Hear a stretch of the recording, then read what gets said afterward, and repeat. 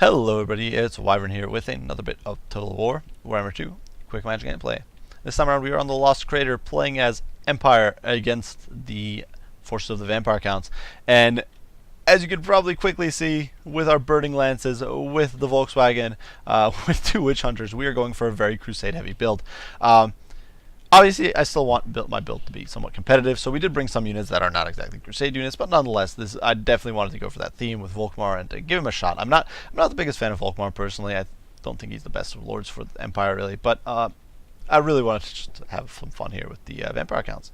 So, obviously, for this build, we do have Volkmar, so nothing much to say there. He's fully kitted. Well, no, he's not fully kitted out, but he's got all of his buffs, his castable buffs, his abilities. He's got the Grand Hammer of Sigmar, Grand Shield of Faith, Grand Soulfire, and Banishment. So full selection there. Jade Griffin, of course, for the healing. He's very expensive. He's pretty terrible in melee. 50 charge bonus is okay, but his melee attack is terrible. His melee defense is not good. He doesn't get a bonus against infantry like other chariots. He doesn't even have AP. So honestly, he's not that good against anything with vaguely decent armor, but he is fairly survivable himself. He does cause fear and terror, which is irrelevant against the undead, but he does have some magic resistance. He's very tanky, so he can definitely be a bit of a brutal presence. Alongside him, two witch hunters here to deal with this vampire infestation in the desert.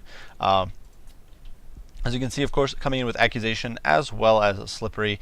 I didn't really feel like spending the money somewhere else. Perhaps slippery isn't the best option. I personally don't have too much experience with witch hunters. I know they're a favorite of some YouTubers and some players out there. I usually go with a caster and usually go cheaper on heroes with captains and stuff like that, but you know, I wanted to give them a shot, and obviously with the Crusade build they make sense. Back here we do have the Hammer of Witches, which will shortly fire off a volley against Manfred. It's backed of course by a unit of spearmen just to protect it, though the front line here is very, very small. You can see only 3 units of flagellants, unbreakable. They're not. They get a bad rap, and perhaps it's deserved bad rap. They don't have good armor-piercing damage.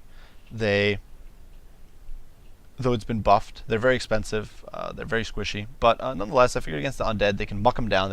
They'll tear through skeletons, they'll tear through zombies, and buy me time to get things done with my other units. Single unit of Sterling's Revenge back here, providing some AP Overwatch. 2 Knights of the Blazing Sun out on the periphery. Also figuring these guys can do an okay job shutting down mobs if they try to attack my Hammer of the Witches. And then finally, Demigryph Knight with Halberd providing anti-large support. And the Hammer of Witches here is going to start teeing off. You can see those cannonballs just arcing in on poor Manfred over here on a horse, taking off his few zombies there, which is pretty irrelevant. But Manfred is definitely not in for a good time. And my opponent did bring Manfred with a pretty good kit here. You can see that cannon there clipping him and immediately knocking him down by about 500 HP. Just see that monstrous HP damage coming through. But nonetheless, Manfred does have Fate of Buna, Invocation of Nehek, which he's using on himself right now, and Raised Dead with, of course, the Master of the Black Arc. So definitely some good stuff.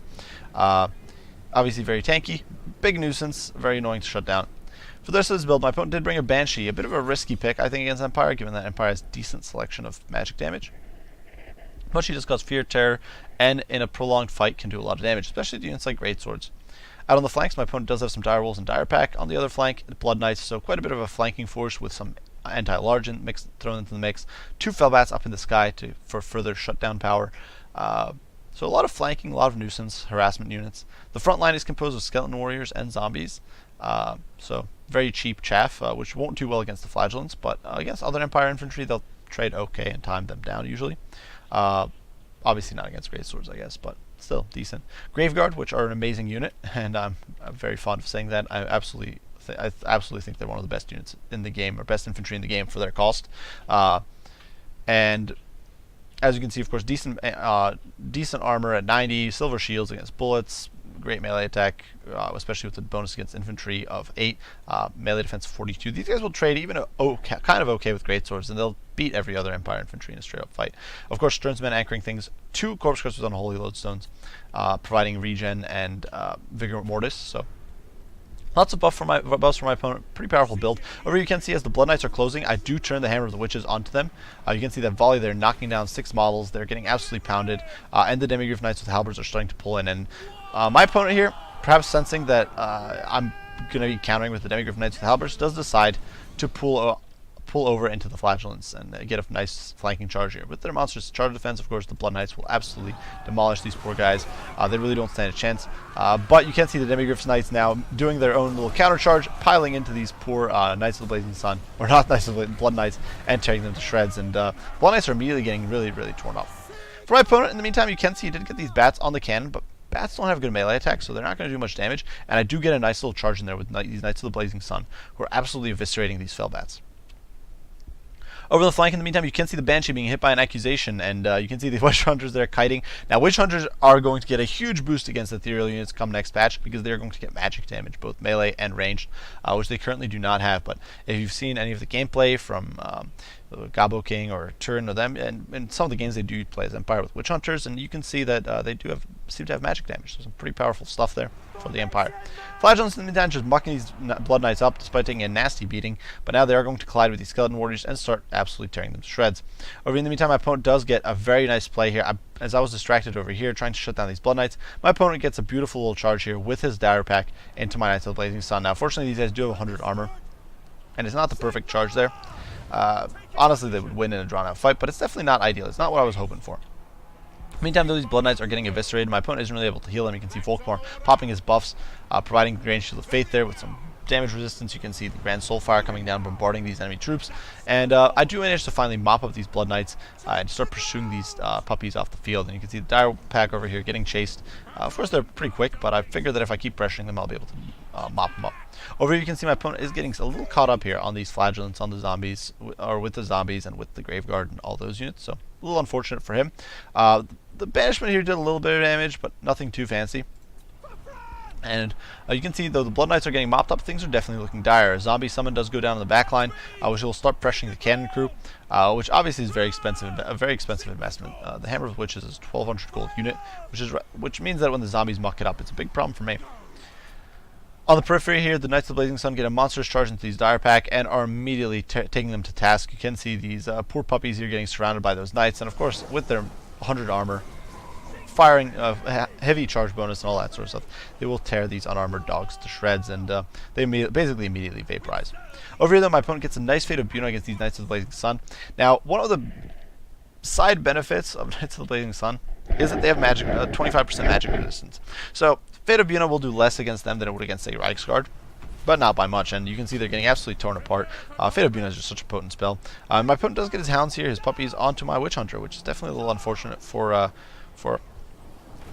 good old Saltspire over here. The Saltspire is definitely putting up a fight. You can see he's chopping through these direwolves and putting a few of those puppies down. So good stuff for him. But you can see Knights of the Blazing Sun have broken, which is leaving my backline completely compromised. The Witch Hunter here, diving in, throwing down with the Graveguard, trying to buy time for the Free Company Militia to get clear. Sterling's Revenge, of course, with its armor piercing, could potentially do quite a bit of damage if it can get behind these guys' shields.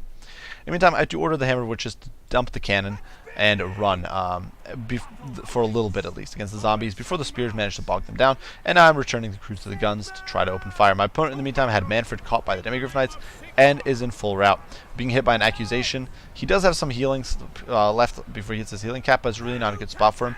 In the meantime, you can see over here Volkmar just holding his own in this fight against the Skeleton Warriors, against the Banshee, doing an absolute number on these guys, with his Flagellants just refusing to break. And the Flagellants over here are helping tie down this Graveguard. Unfortunately, you can't see the Graveguard is helping tie down the Demigryphs, so definitely a bit of a back and forth going on. The Witch Hunter being pursued by the Graveguard.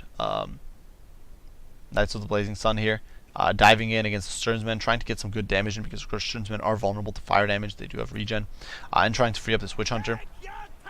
And you can see I'm trying to, at this point my opponent's army is kind of overextending, trying to deal with multiple targets at once. I'm trying to kite back with the Witch Hunter.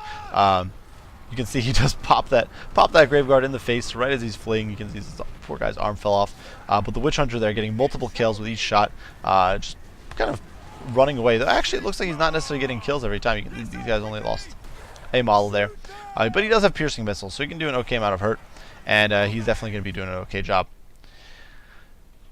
Perhaps, I'm actually thinking his shots might be blockable. I'm not entirely sure if his shots can be blocked, like they pierce, but at the same time they're being blocked. I'm not entirely sure how that works. Either way, you can see he's running away here with Slippery, which will give him enough speed to easily outrun the Graveguard.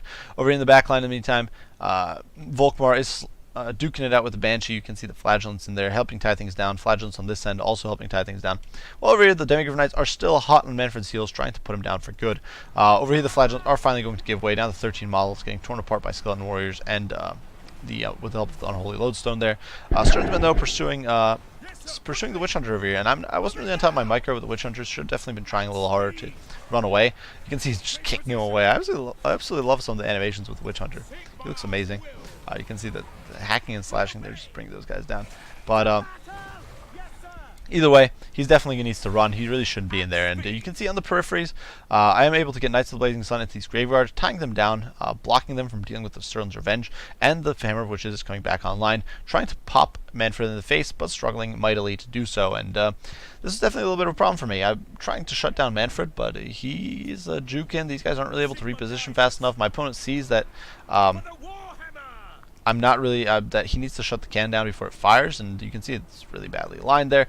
And Manfred does get in. You can see he just piles in through those guys, but the Knights of the Blazing Sun are coming in for Myrmidia, just charging through and going after Manfred there. And of course, with their Monstrous Charge bonus, even against this 110 armor on the Bard of Nightmare, they will do a lot of damage, and they're immediately jabbing him to death. His leadership breaks, he's going to start crumbling and disintegrating within a few moments. So, bye-bye Manfred, and with that, I'm going to be getting a big boost. You can see my opponent's, the balance of power here is definitely coming back into my favor. You can see my opponent still has several healthy units of Graveguard, but at this point he doesn't really have anything to counter my Heavy Cav. And while my Heavy Cav isn't in the best of shape, I still do have Demigryphs over here, sitting at 19 models and 2,000 HP. Knights of the Blazing Sun at almost 2,000.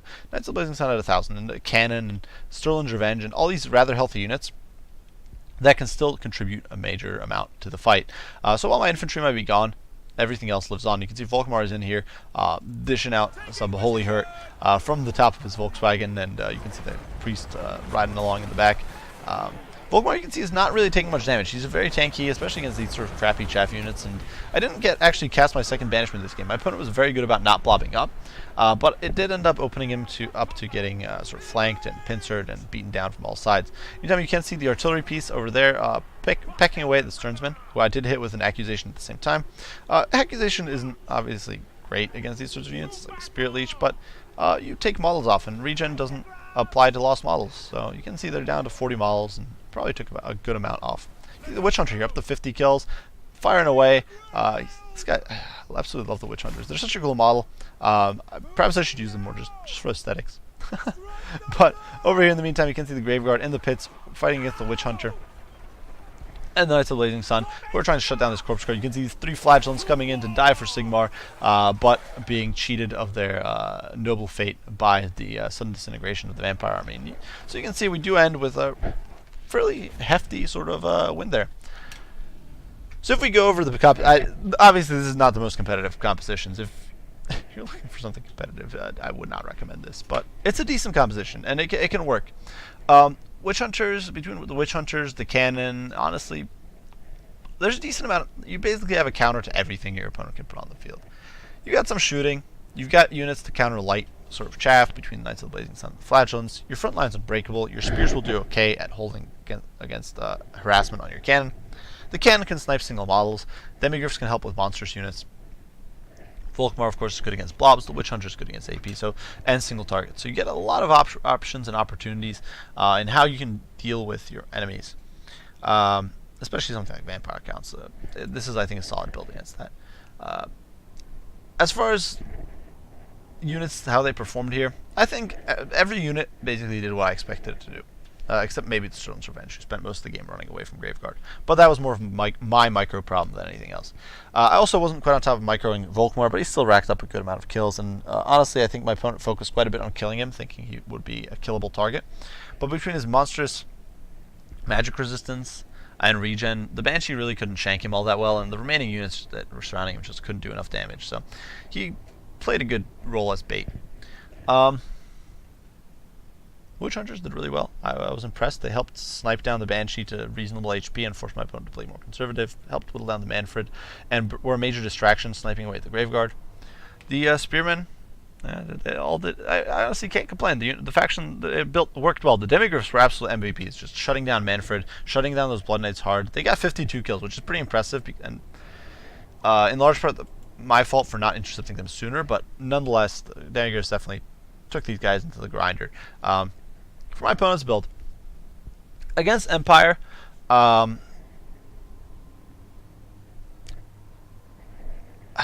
against, I think this is a decent build in general, but I do think that against Empire, you might be better off bringing a little more cavalry, honestly. Maybe even a terror, guys. Honestly, you need something to shut down heavy cav. A single unit of Blood Knights is not going to cut the mustard. They might be able to beat a unit of Knights of the Blazing Sun one-on-one. Maybe if you have you give them 2 successive fights with Knights of the Blazing Sun, maybe they'll still win out there. But honestly, they're not going to shut down enemy cav all that effectively. They're very expensive. You need more anti-large and more sort of shock cav power. And I think my opponent was just lacking that. He didn't have too many units to properly contest my heavy cav. Even spears can help a little bit, but definitely I think terror guys are a good way to go, and as long as you can play it safe, a little safe. So the rest of this build, honestly, you don't need Graveyard with ray weapons to deal with the front line of great swords. Normal Graveguard will do okay, and if you back them up with a Banshee especially, they'll do fine. And the Corpse Guard's in here. And cycle charging from Blood Knights. It's really all about winning the flanks and winning the peripheral fight and being able to oversaturate your opponent's backline. And for that, you definitely want your zombie summons. But you also do want some heavy cav, and I think a second unit of Blood Knights or a Terror Geist could have been a very good pick here. Honestly, I would have probably cut all the chaff infantry to make room for the Blood Knights if I needed, or the Terror Geist. Nonetheless, and perhaps the investment in Corpse Crush was a little excessive. Corpse Crush are slow, vulnerable. And it's 1,000 gold. You can bring one in it. You can put it in a critical position. Nonetheless, good game to my opponent, Zarhu here. I do hope you guys enjoyed the video. Hope you found it entertaining. If you did, be sure to leave a like and subscribe down below. If you have any comments, criticism, anything like that, be sure to share it, and I'll respond as soon as I can. As usual, guys, I do appreciate you watching, and I will see you all in the next one. Bye for now.